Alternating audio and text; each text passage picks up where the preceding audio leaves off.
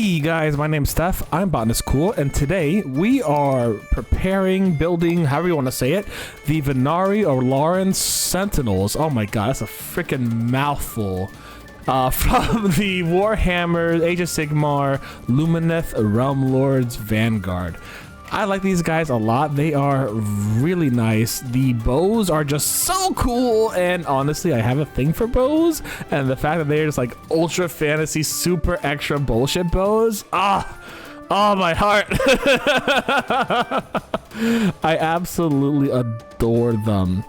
If you guys like Warhammer Age of Sigmar, and if you guys like just Warhammer in general, make sure to leave a subscribe. I'd be extremely grateful if you did. A lot of cool stuff there, and I intend to build more stuff for Warhammer in the future. Maybe one day I'll put like Warhammer minis on my throne, and yeah, we'll build them that way if you guys want to support me via that way. Anyways, the Sentinels are really cool. I love the design. I love their bow design, and they actually have a unique set of attacks, specifically because depending on the sword they have on their hip, they'll do a different melee attack each, which is kind of really cool. And their bows also do different range attacks depending on what kind of attack you want to do. I don't really remember the rules specifically because I've only played one time. But like, I know this guy has like a 24-inch range, which is absolutely buck wild. And I was told that in general, the Lumineth Realm Lords tend to be more range, tend to be more magic, tend to be more yada yada. So that kind of makes sense for these Sentinels to really be very far ranged. And then obviously they have a leader with like, the pole either has like a bird on it or doesn't have a bird on it, and then they either shoots a bird out of his hand or it has like a lamp in his hand. So I chose the one that we were shooting the bird out of his hand because I thought that just looked really freaking cool compared to the lamp. But there's actually a lot of extra pieces. I'm always really surprised with how many extra pieces there are in here. It's not enough to make a full other model, but it's usually enough to basically be like, if I want to kit bash something a little bit, I could put these pieces here and there and make a new model if I have extra pieces here and there. Or I could do practice with this piece because I want to learn how to paint better before I actually paint on the model. Or I want to make partial models and yada yada yada. There's a lot of really cool stuff like that comes out with the extra scrap in there, the extra plastic crack. That being said, for some reason it's only the fucking torso, so I have no extra I have no extra legs. So I can't do much with it, and I have to find something that has extra legs to put this torso on and yada yada yada. Anyways, they're really cool. I like them a lot. I actually pulled up their wiki just to see what they're all about, and I'll just read it off here. The Lawrence Sentinels are archers of the Lumineth who consider archery an art form, as of the bow is seen as a noble weapon in Heish. The archer can send an arrow straight and strike with killing force, its shaft flexing and counter flexing as it moves through the air to add a degree of punch to its strikes. To strike from afar, they will send their arrows high, lofting them as they curve down and dip slowly onto their enemies. As a part of Vanguard units, the Sentinels are able to harness magical energy and cast spells from the lore of Heish.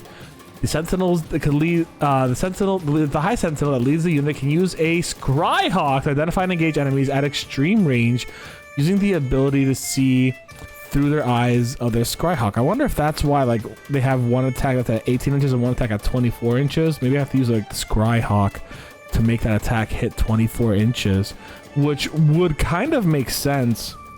I really would have to like learn more about it. The standard bow for the Lawrence Sentinels is a triple-stringed arc bow, which is superior to those used by other races. There are sun metal tipped arrows cutting through their enemy's armor with ease. In addition, they carry Vanguard daggers for defending themselves in close combat. The High Sentinel is armed with a champion blade instead of a bow and dagger. It also carries a Scryhawk lanterns, which attract Scryhawk, allowing them to bond with the birds.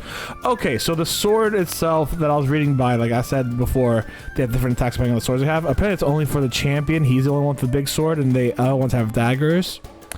And I'm wondering if, like, legitimately, if you have that Scryhawk lantern, or if you have the Scryhawk itself, like, it's like that's the like little hawk he's shooting off his hand that I really liked.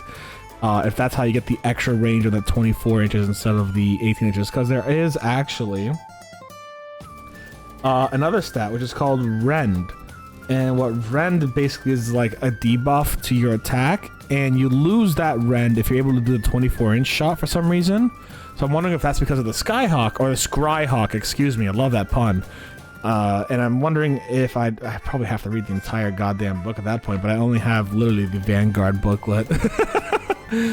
But that doesn't mean that I wouldn't want the full book. Maybe one day I'll be able to get the full book. They're really cool. I like them a lot, and I love this stuff. I actually was looking at some of the ballista for the Lumineth Realm Lords, and they look really cool too. I mean, I'll just be real with you. The Lumineth Realm Lords have an aesthetic that I really appreciate, which is, of course, you know, Greek. It's a very Greek aesthetic, and it has a very Greek colors, blues and whites and golds. And I just appreciate that a lot. I think they're really fun colors and really great models. They're just a lot of fun. I think the last ones I have to do are the Wardens, which are a melee unit with actually a singular ranged option, which is with their spear. They can actually go like the 3 inches with their spear. That's very interesting. But now that I'm learning how to actually read this thing, I'm seeing that there's so much more I can fucking do. Holy shit. Oh my god, that's really cool. There's a lot more I could do. Oh my god. Yeah, it's a 3-inch range melee for the Vanguards and a 2-inch range melee for the Blade Lords, depending on the blade they have. Oh god. Okay, now how to do it? I might have built it differently. Ah, Jesus Christ. Anyways, they're really cool. I do remember actually when I was building these guys, one of their arrows came broken, and I had to figure out how to fix that with my plastic glue. So I did just try to like move it to the side and move it up and kind of glue it back together, and it actually worked really well. I'm pretty happy with how it came out, and I really do enjoy just in general building these models, even if I'm huffing the fucking plastic glue by accident. Gotta ventilate my area really well. These are just high quality, very fun models to make and very fun models to paint, hopefully in the future. I have not started painting any of these guys yet. I really want to like level up my painting before I hit these guys up. I know there's only like 3 or 4 colors to them, but I just it's in me as a little bit of a perfectionist to really get better at it. There's like a dark blue, a light blue, a white, and a gold and a brown. That's really about it. I shouldn't be as like intimidated by them as I am, but I clearly am. Anyways, about this time in the video, you're probably starting to see those little turnarounds here that I usually do at the end of the video. You're probably a little after, honestly, because we have so many models that I'm showing off at this point. Hopefully you guys enjoyed this building video. I know I certainly did. I know I certainly enjoyed building them. The full building video, including with the lo-fi from the lo-fi girl and all that kind of stuff, will be out at noon today. You guys will be able to watch it at your whim and have fun with it in the background as we talk about stupid shit throughout the entirety of the stream. And yeah, thank you guys very much for watching this video. I hope you had a good one. Y'all stay safe, stay Botanist Cool, and I will see you for the next one. Bye everyone!